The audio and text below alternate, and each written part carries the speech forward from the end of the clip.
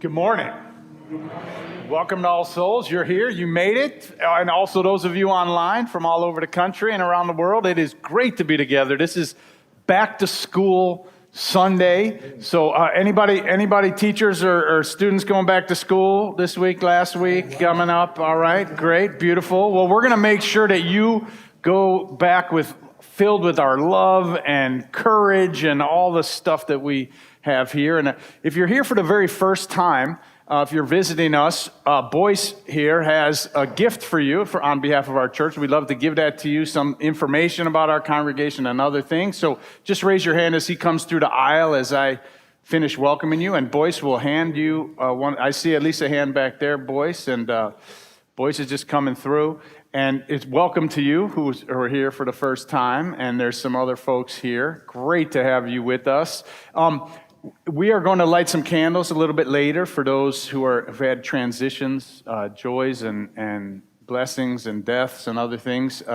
If you're online, you can put in the chat and we will do our best to light a candle for that which is on your heart today.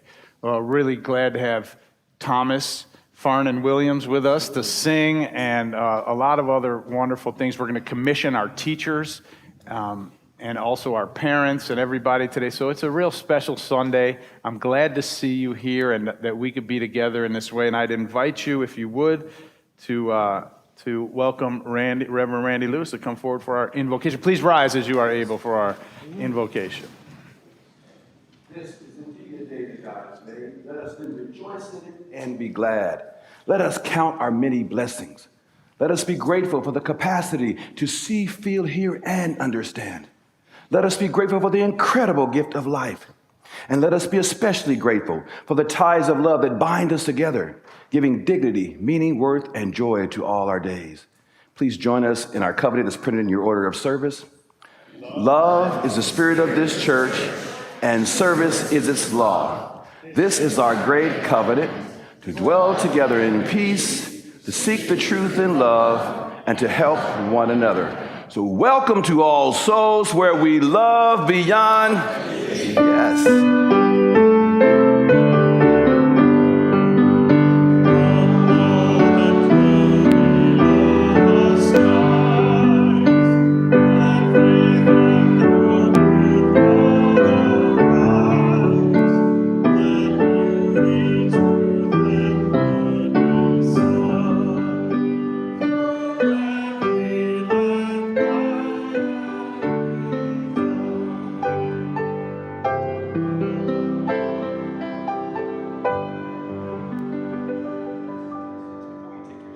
And as our chalice lighter comes forward, please greet somewhere near you.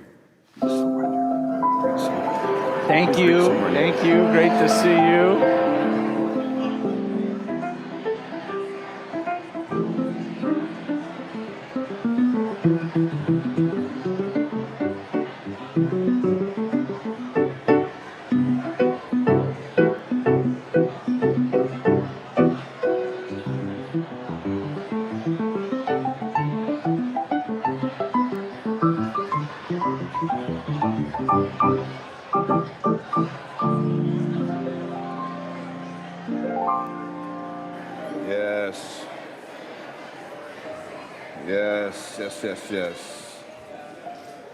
Yes, thank you.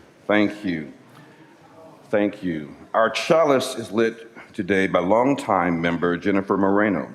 Now, Jennifer is a public school teacher, active volunteer with the Children's and Youth Religious Education Department, and a member of the Women of All Souls. Welcome, Jennifer. Yes.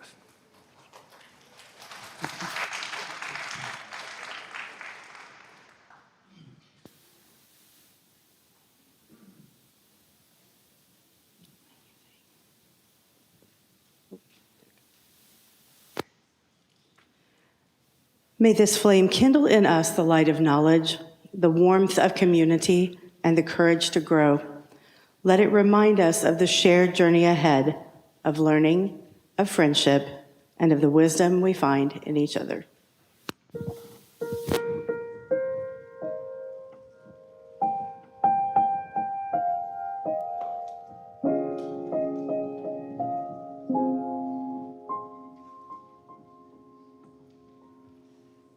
Welcome.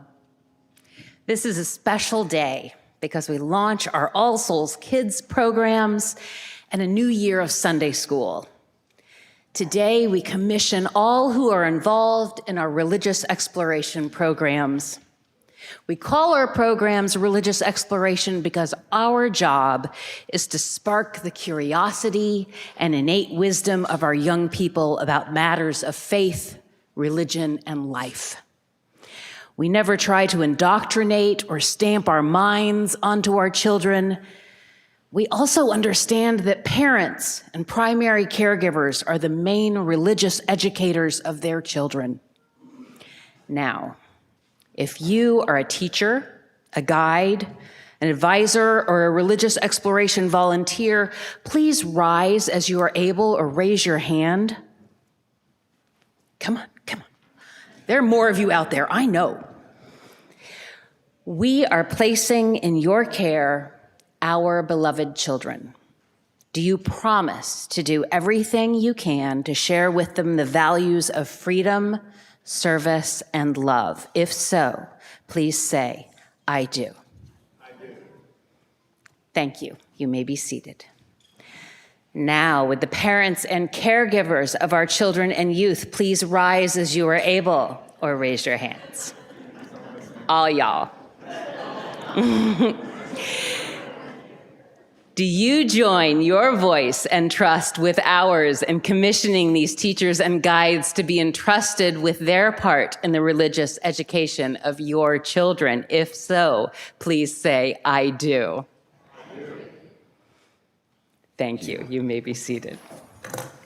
And to everyone, there may be no more important task before us than raising our children. They will go on to change the world, reconcile differences, build bridges, open minds, and open hearts. This is the work of our entire congregation. Whether you have children in the program or not, we need your help guiding our children on Sunday mornings and throughout the year. So please join us in helping raise this next generation of Unitarian Universalists so that we might continue to weave that tapestry of love beyond belief. Now, will the congregation please rise as you are able? Do you understand that you have a role in the upbringing of these beloved children and youth? If so, please say, we do. We do. I hope you will take the time to speak with Shannon Boston or Corey Smith following the service to learn more about how you can help with any of our age groups just once a month or more often. I want to thank you. You may be seated.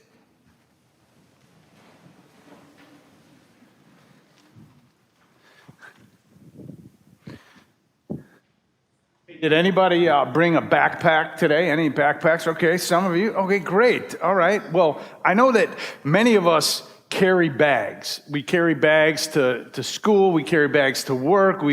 There's a lot of reasons why we have bags. I'm glad that some of you have backpacks. In a minute, I'm going to ask you to open those up. But some of us carry books in our bags and homework in our bags. Some of us carry our lunches in our bags, or computers in our bags, or other supplies in our bags. Some kids have overnight bags that they take between a parent's house and then back to another parent's house. And new parents carry diapers in their bags and snacks in their bags. So there's lots of reasons why many of us carry bags. We carry bags when we go out traveling. So all of us have bags. So whether you have a backpack with you or a bag with you or not, if you have one with you, I ask you to open it up a little bit. I just want you to make sure it's open because we're going to fill your bag. Now, if you don't have your bag with you, I want you to imagine having your bag and open it up, and that you're opening it up a little bit because we're going to fill your bags, but don't worry, they're not going to get any heavier because we're going to fill them with love beyond belief and the love of this congregation. If you feel the love when you're here in this church or feel the love of this community right now, I want us to sort of take that love, all of us really, and take it and kind of pull it together, pull your love in and around and sort of create a little pillow or snowball of love and we're going to put them in those bags, all right? So I see a whole bunch of those backpacks right here. So if you could just aim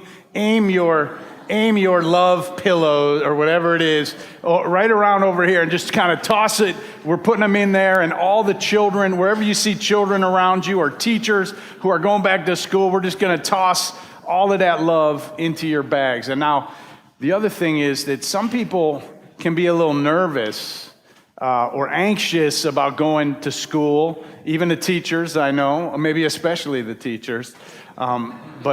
So I want us to also take some of that courage that we have within us, that bravery that we have within us, and I want us to kind of pull that out of us as well and sort of create a little bit of a pillow of some kind filled with our bravery and courage, and let's get those into those bags as well, so you can take those with you in school. I know it'll be great to know that wherever you are, whatever you're going through, you've got the courage and the bravery and the love of this community with you. So the other thing I want to let you know is that we have a special gift for all of our children and our teachers. It's a bracelet. It's a really pretty, colorful bracelet. We have enough for everyone who's going back to school.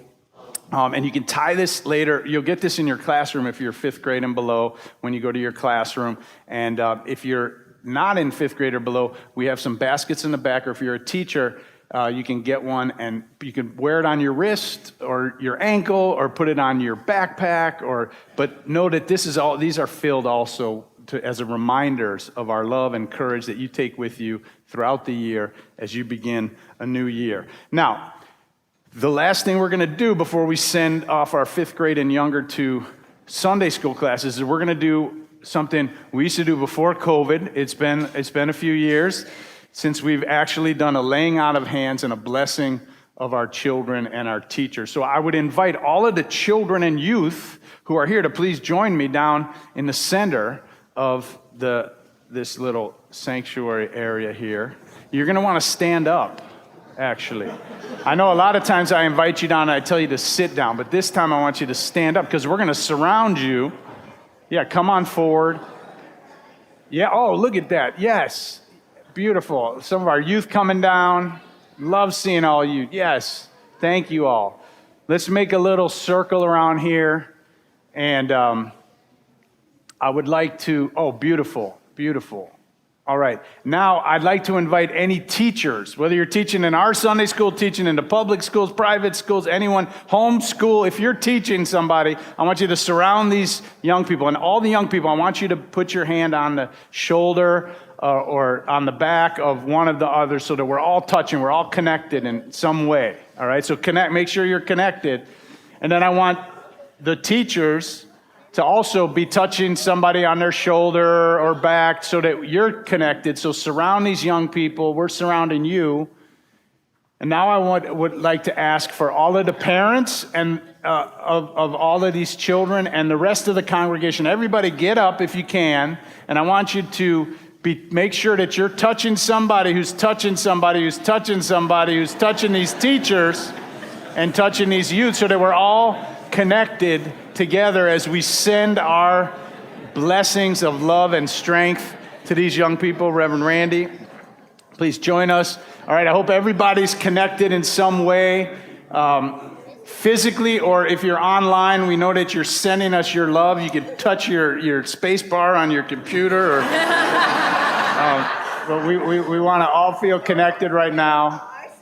And let us lift up our hearts as a blessing upon these children, youth, and teachers who are going back to school for a new year. May you feel not just the hands that are on your shoulders or touching you, but feel the blessing of this place. Feel the love of all of these people and all the people across all the generations from this community and beyond who love you, your ancestors, and the spirit of life and God and all that is holy and sacred be with you as you go forth into a new year to learn and to grow and to fill your mind and your heart.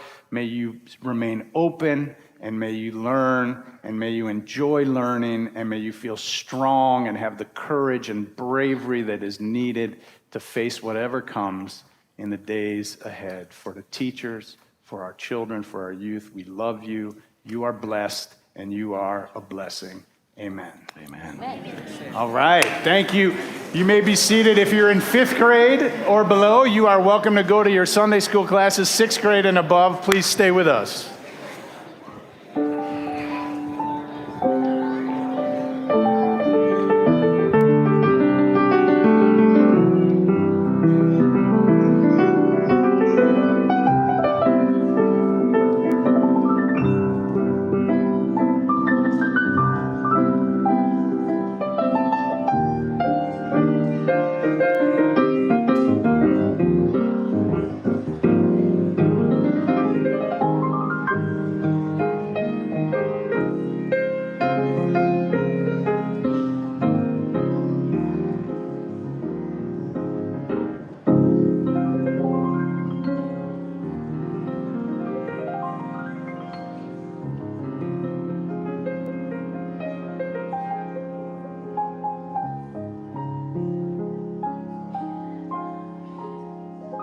Yes.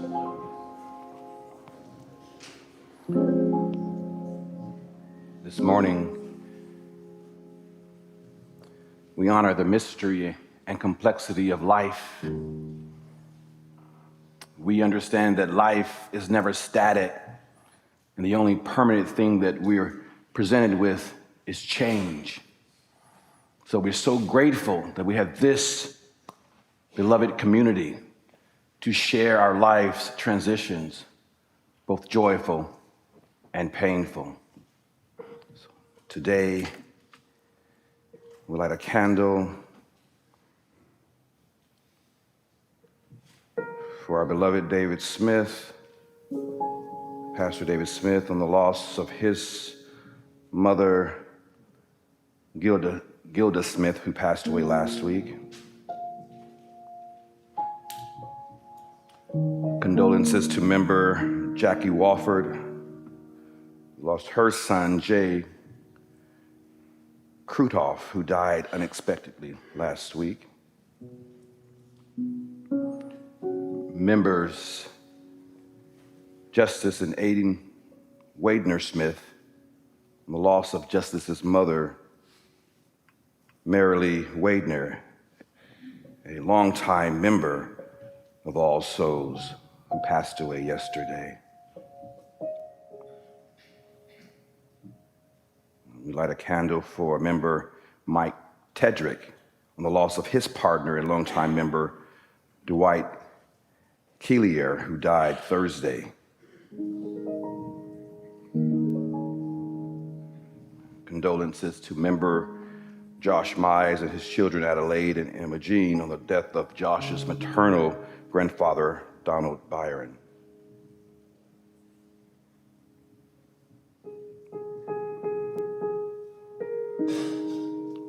We light a candle for member Usher Boyce Riley and family on the loss of family member Joyce Owens, who recently passed away.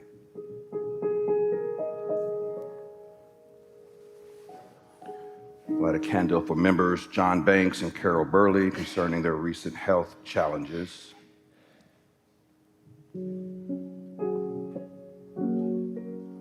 And from our online members and everywhere viewers, Elizabeth Gutierrez, prayers for her recovery from surgery. Member Mary Bain asked for a candle to be lit for her dear friend Erla Pease Seller, who passed away last Monday. I invite you now to name aloud someone you wish to be included in this sacred moment.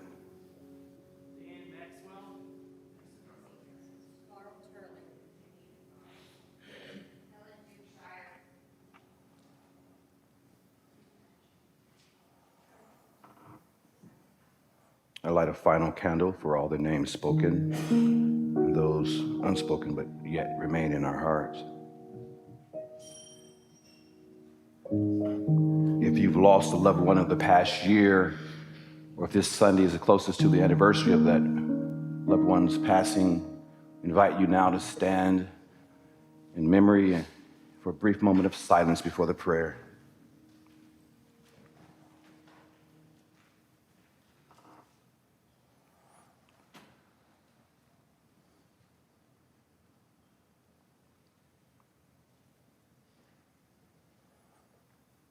You may be seated. Spirit of life, we hold dear all the names and faces of those mentioned this day. Be with them. As we gather today, we're thinking about all the individuals heading back to school, the students, teachers, staff, families. We're praying for a year filled with curiosity, learning, and plenty of growth. Oh God, we pray that our classrooms are places where everyone's unique light can shine, where differences are celebrated, and where everyone gets the chance to be their best selves. Oh God, we know that there are many ways to find wisdom and truth, that each of us comes with our own beliefs and experiences. So today we're lifting up the idea that our schools should be places of joy, places of inclusivity, places where learning happens not just from books, but from the rich diversity of ideas and experiences that we all bring. Give us the courage to stand up for what's right, even when it's tough, when it's difficult. And help us advocate for our schools that they truly welcome every child. We want our actions to reflect justice, fairness, and understanding. Oh God, if there's ever been a time when we need your presence, your guidance, help us keep our hearts open, our minds ready, and our spirits excited about the journey ahead.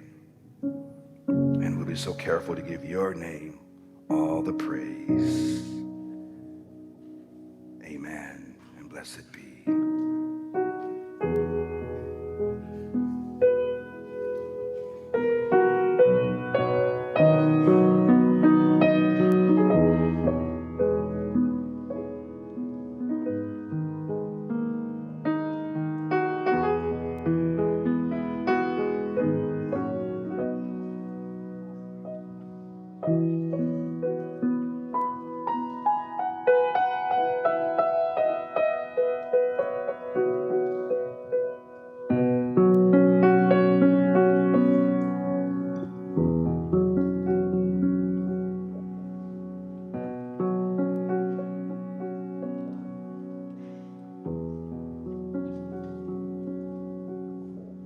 How do you say to your child in the night, nothing's all black, but then nothing's all white? How do you know it will all be all right when you know that that mightn't be true? What do you do? What do you leave to your child when you're dead? Only whatever you put in its head.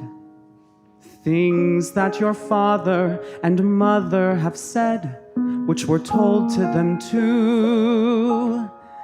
Careful what you say.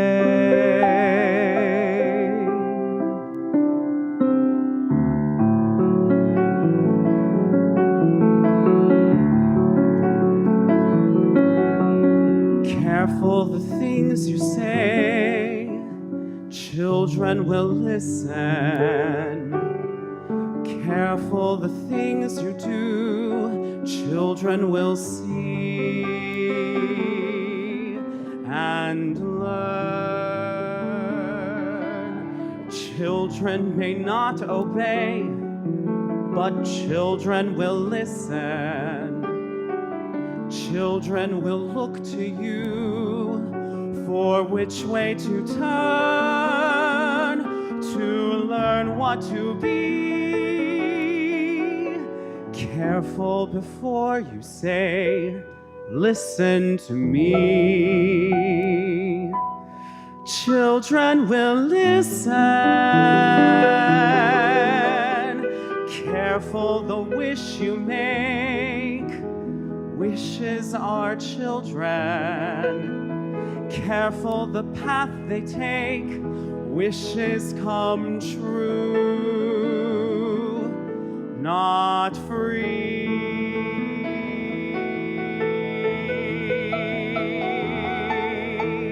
Careful the spell you cast, not just on children.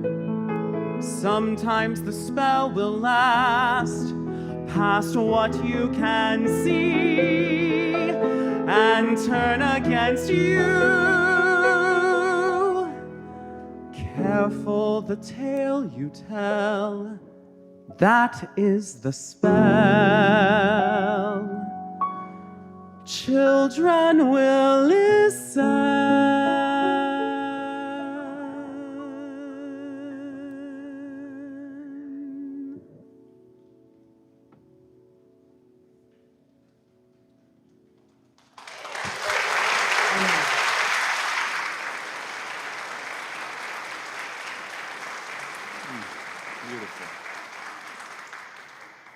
Beautiful. Thank you. And thank you all for participating in the children's blessing and the throwing of courage and love into the backpacks. I just really appreciate the way that you all play along with us and participate, because our children are listening and they're watching, and it means so much to them. So thank you from across the generations. There are fewer and fewer places where we have people from across the generations caring for one another, caring for our children. So it's one of the things that makes church and this place such a special place, to be able to have those relationships and to be able to send our love and our wisdom across the generations and pass it on.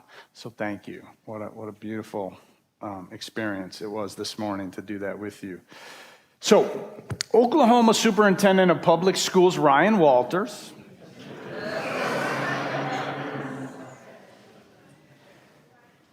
mandated recently that all public schools in Oklahoma must incorporate the Bible into the curricula.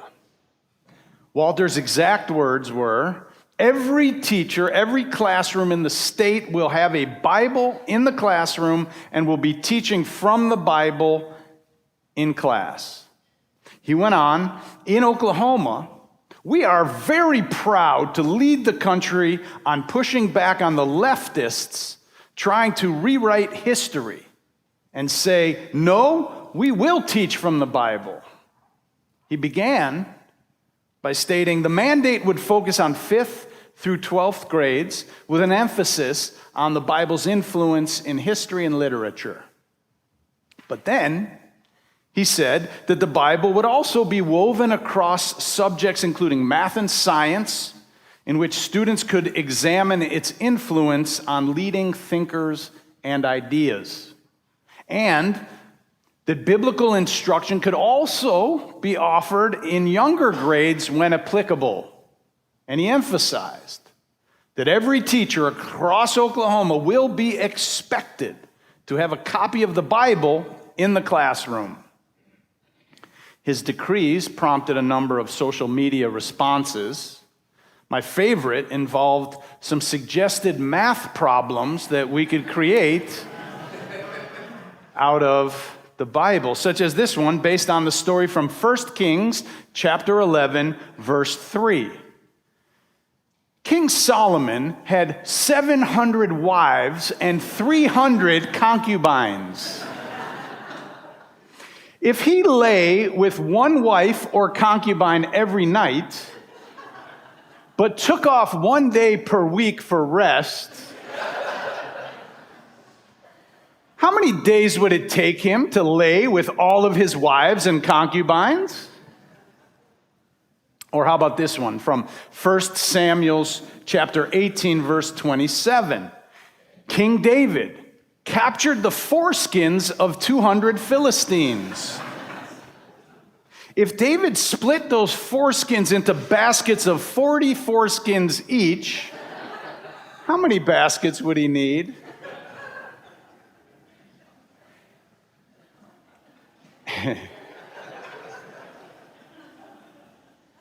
Anyone who reads it knows that the Bible is filled with sex, drugs, and violence.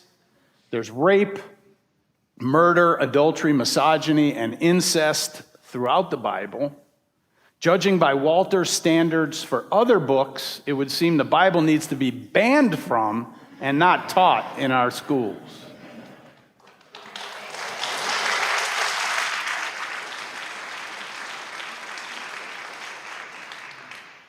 Here's one more math problem that I think every Unitarian Universalist and science teacher would definitely want to use in order to broaden their students' minds about biology and arithmetic, but also about the ridiculousness of taking the Bible literally.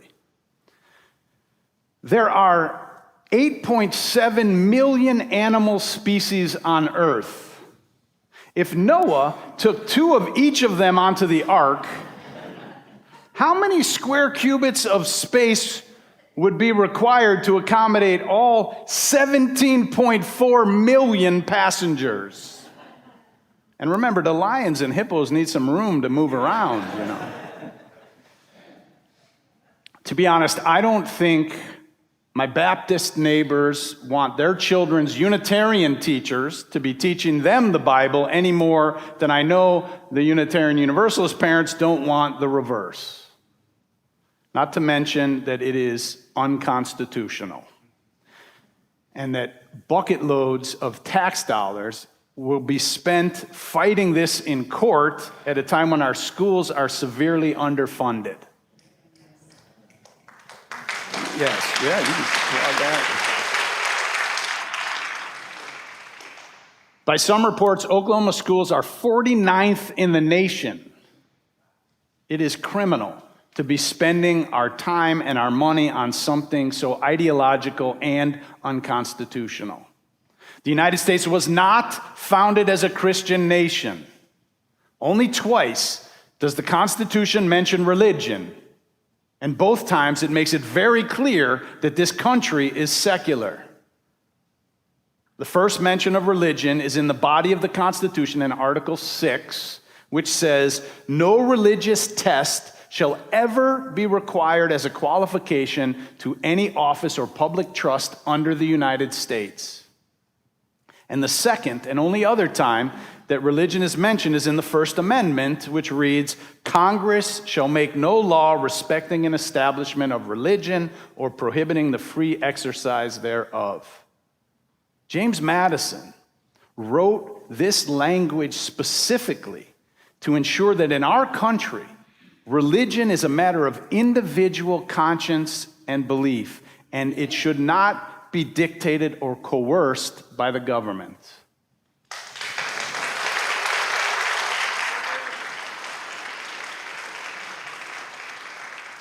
The entire premise of government of the people, by the people, for the people is to create a logical system of laws. Not a divine system of laws, a logical system of laws that will make society as productive and as fair as possible. Our founders believed that by creating such a system, a free and democratic people would have the ability to reach their potential and enjoy equal rights, the pursuit of happiness. Our country was founded at the height of the Enlightenment by some of the era's greatest thinkers and philosophers. Now, Enlightenment ideas, such as belief in reason and democracy, superseded ideas of faith and theocracy and monarchy. For them, a free society requires neutral institutions like the electoral system and the courts, which were created with the ideal of being fair to all involved. I understand, we all understand it's a little harder in practice than it is as an ideal, but that is the goal, to create neutral institutions of elections and courts, which hopefully will create fairness for everyone who's involved.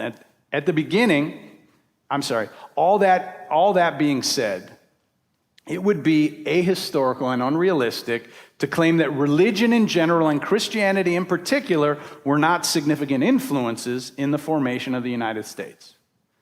Cultural historian from the University of Virginia, James Davidson Hunter, in his book Democracy and Solidarity, explains how American culture has always involved an active tension between Enlightenment values and religious faith.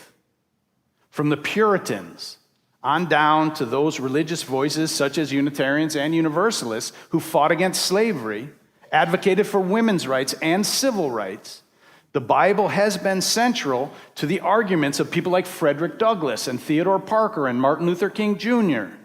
It also has been central in mass movements for prohibition and against abortion. In other words, each succeeding generation of Americans has had to figure out its own balance in this tension between Enlightenment ideals and religious authority. In his book, Hunter gives a great example from the 20th century. John Dewey, the humanist philosopher, who felt that reason was enough and there's no need for God and no need for religion. And theologian Reinhold Niebuhr, who in this same era argued that reason and science are not enough. He said we cannot educate away racism or educate away selfishness, that to quell human evil requires more than reason. However, even though these two debated the nature and the importance of God, they both agreed there is something called truth. They also agreed that it's important to have, as a nation, fairness and justice and some kind of moral order. So there was a general agreement, despite their ideological differences. They were both working from a common cultural framework that there is something called truth that we can rely on. There is a need for fairness. Now, Dr. King, Martin Luther King Jr., may have been among the last of our public figures who effectively spoke to both sides of this American dialectic. He leaned on American Enlightenment values when he spoke of the unpaid promissory note of the Declaration of Independence and the promise of life, liberty, and equality for all. And he also spoke from the biblical notion of the spark of God which resides in every person. Since Dr. King's assassination in 1968, our country has slowly drifted further and further into identity politics, where those who oppose each other are not just opponents, but they're enemies. As Fareed Zakaria writes in his new book, The Age of Revolutions, there are two contrasting narratives about the 1960s.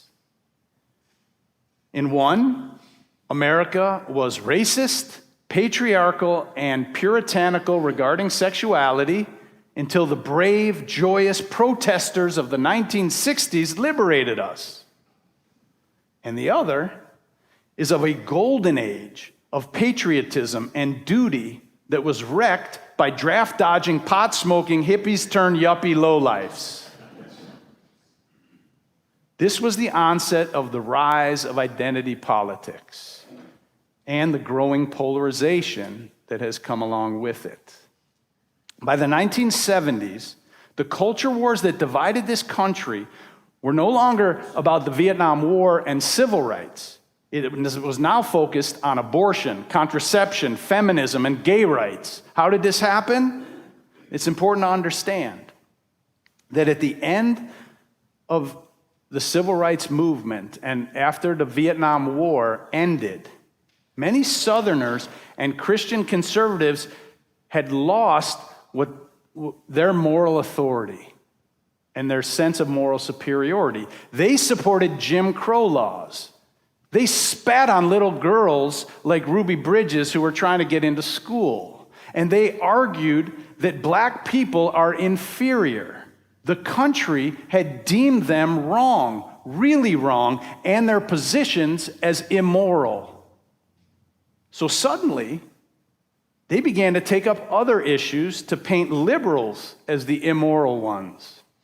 Suddenly, abortion and contraception and homosexuality began to be heard in pulpits of churches for the first time. Those liberals were the ones corrupting our country. You see how they flipped the script? New York Times author David Brooks explains that people on the right and the left began to identify themselves with a particular kind of moral story. This is the story in which my political group is the victim of oppression and the other groups are oppressors. Now, there are those bad guys over there, and there are us good guys over here.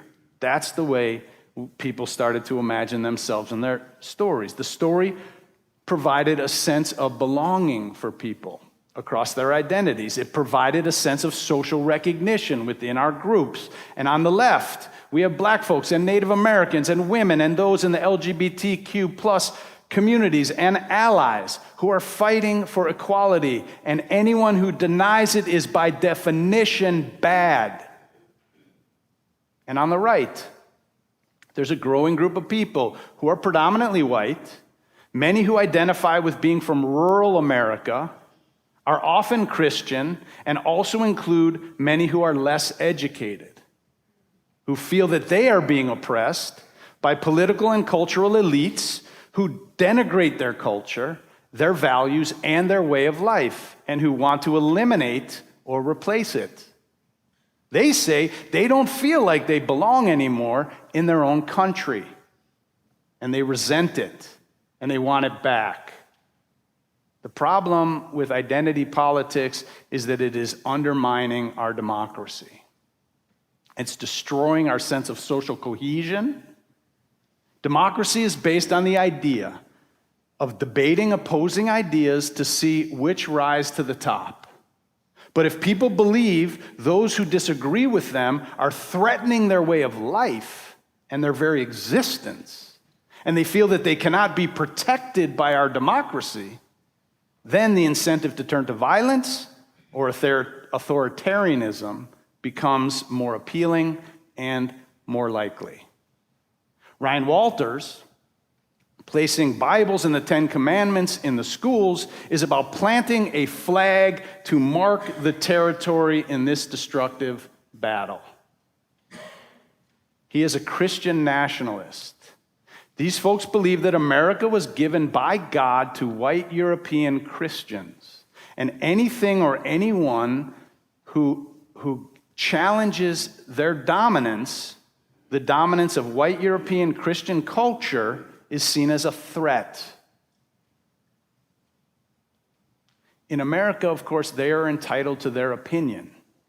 They're entitled to try to make their case in the public square, but they are not entitled to force their opinions on anyone else. We have to push back. Yeah, you can applaud that.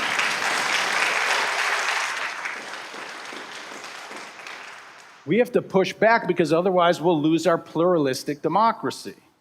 We are a nation made up of people of all nations. So we have to find ways to push back that do not increase the polarization and that remain consistent with the values of democracy and the norms of our nation. So I'm planning to make this a central issue this year in my ministry and in this church. And I want you to join me and join us. So if you're here in the sanctuary, on your order of service, there's a QR code right next to a colorful cartoon I drew this week of Ryan Walters. And you can use your phone, if you know how to do that, use that QR code, and it will just ask you for your email address so that we can get you on the list to begin to connect us as we organize around helping change what's happening in our school system. If you're online, we're going to try to put a link in there so that you can do it, or go to our website to connect with our action team, which is doing great work to organize us so that we can make real change in our own local community. So we cannot let our children and our schools continue to be pawns in this culture war that is tearing apart our democracy and our system of public education. Our education system actually has real problems that need our time and our attention. We're 49th in the nation. Children aren't reading at grade level. Classroom sizes are too large. We can't find enough accredited teachers because we're not paying enough to our accredited teachers. There are real issues. When our action team goes out and talks to folks in the community about what their needs are, nobody said anything about Bibles in schools. They said they need things like, making sure that all their kids have enough nutrition, that they have enough supplies, that we have enough textbooks and teachers. I mean, there's things like that we don't think about, like stray dogs in neighborhoods that get kids to be scared to go to school because they're scared of the dogs, so they stay home. And then we have truancy and the kids aren't going to school. So there's real issues our children are facing, and yet we're over here talking about Bibles and the Ten Commandments. So I don't want us to be distracted. This is all just a distraction technique that's trying to get us to take our eye off the prize, which is our children and our education system and our democracy.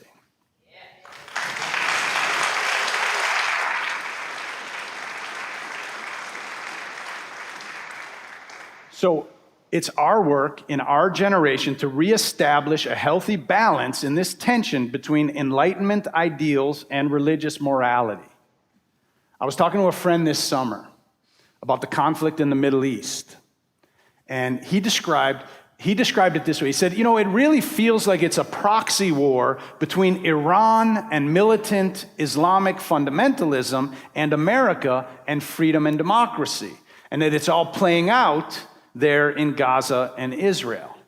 And then another friend said, when I see the controlling of American women's bodies across the United States, and the banning of books, and the introduction of religion in the public schools, and the backlash against LGBTQ plus communities here at home, I'm beginning to wonder how much longer we will be much different than the images that we have of militant Islamic fundamentalists.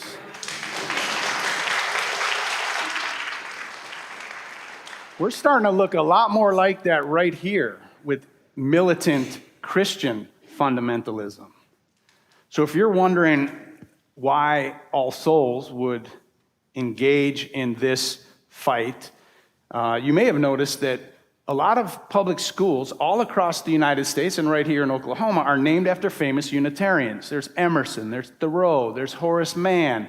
Right? That's because our forebears, including Elizabeth Peabody and many others, were pivotal in the establishment of public education in the United States in the 19th century.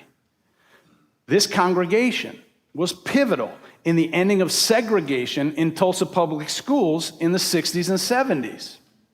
We were also the first church in Tulsa to adopt a school in the Partner School Initiative back in the 90s. And I served on the Tulsa Public Schools Superintendent's Faith Leaders Council in the 2000s. This church, yes,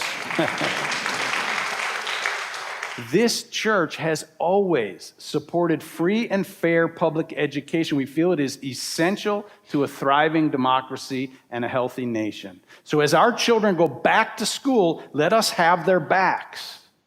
I can't tell you how grateful I am to be a part of a community that's making a difference, that cares about their children, that doesn't just sit at home feeling apathetic, that does more than just vote, but also organizes to make a difference right here at home.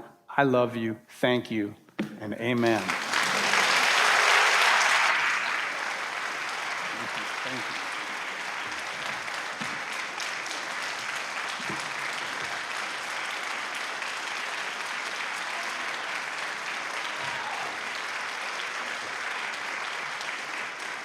And there's no need to sit down.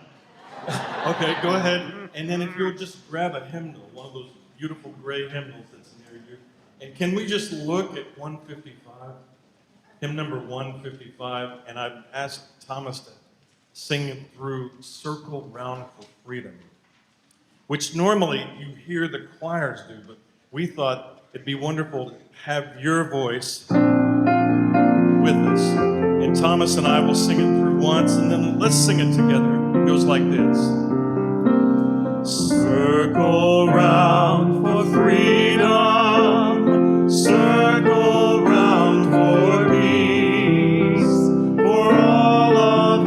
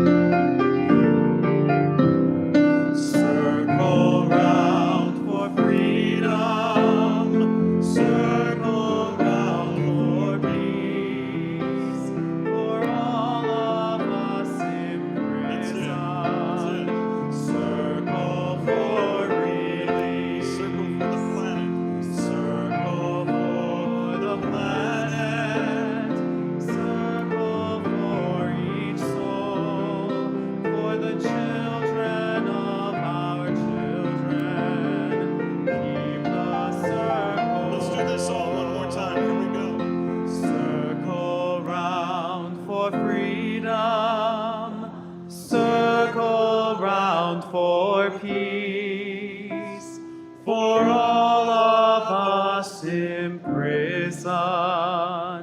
Circle for release. Circle for the planet. Circle for each soul. For the children of our children. Keep the circle.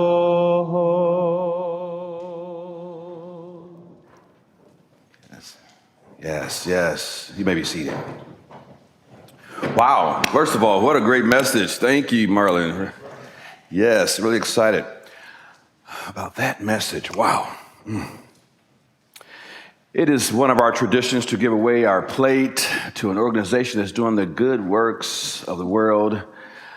We do this as a practice of living our values, and today's offering goes to Youth Services of Tulsa. Youth Services of Tulsa offers a wide array of innovative and proven programs focused on counseling, runaway and homeless youth, delinquency prevention, and youth development.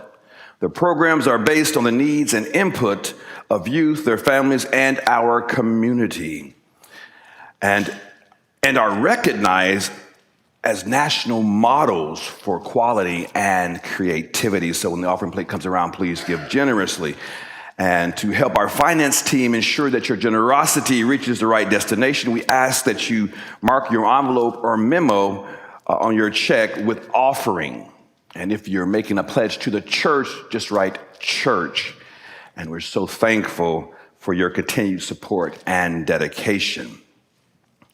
So if you are ready to join as a member of All Souls or want more information about membership, please join us today at 12:45 in room 203. Again, 12:45 today in room 203.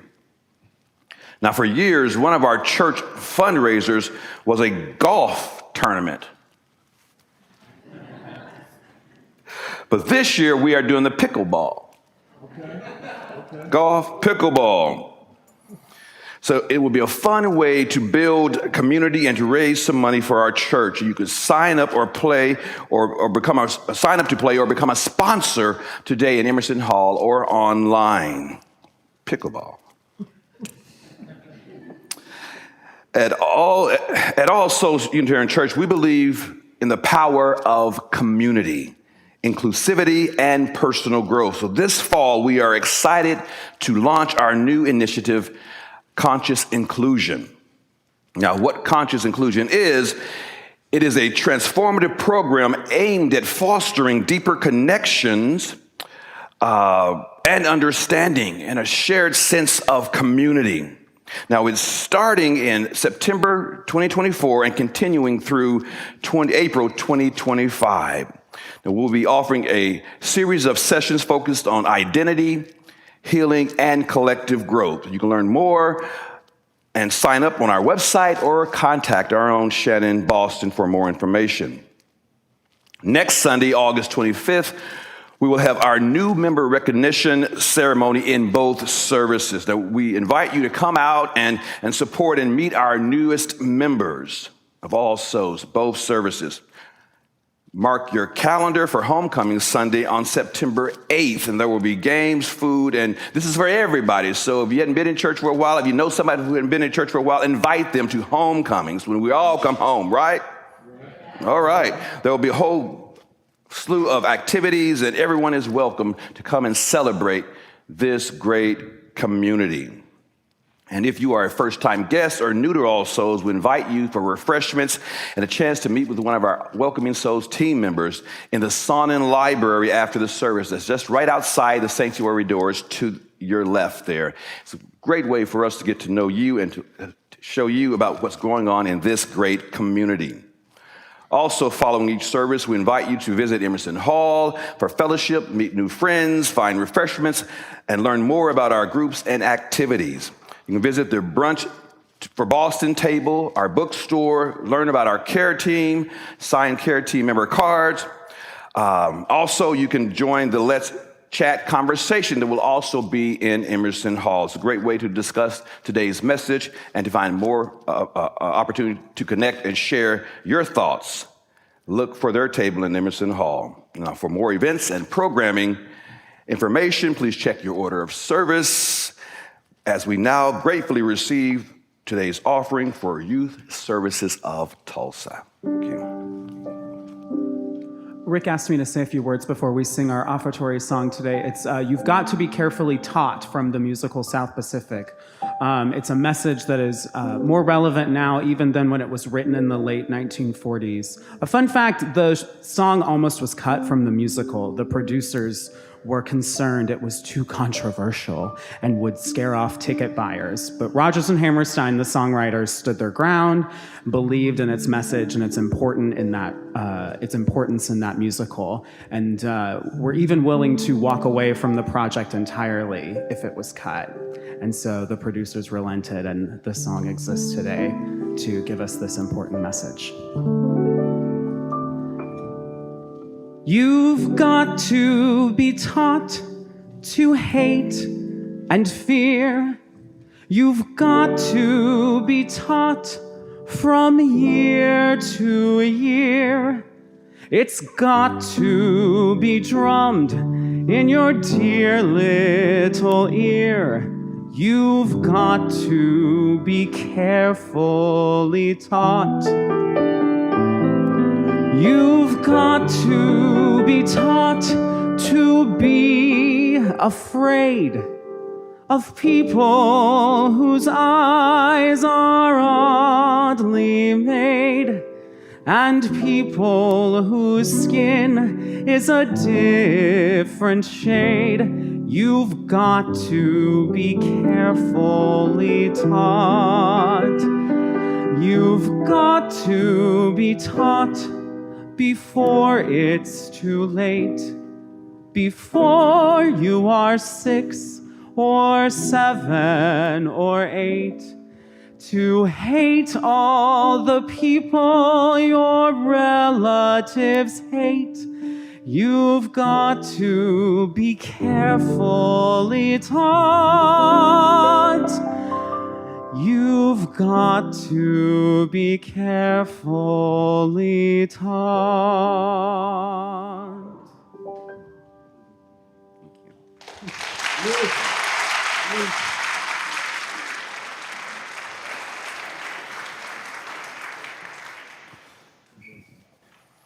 Beautiful, Thomas. Thank you, and Rick. And speaking of that, next Sunday, Reverend Randy and I are going to have a dialogue kind of message, and we're going to be really looking at our differences and our commonalities. And so we love your input as well. So we've posted up on social media. We'll be posting it more this week about what questions you would have for the two of us. So you have we represent lots of identities, but just to name a couple that are kind of hotter, more thought-provoking right now is you have a black man and a white man.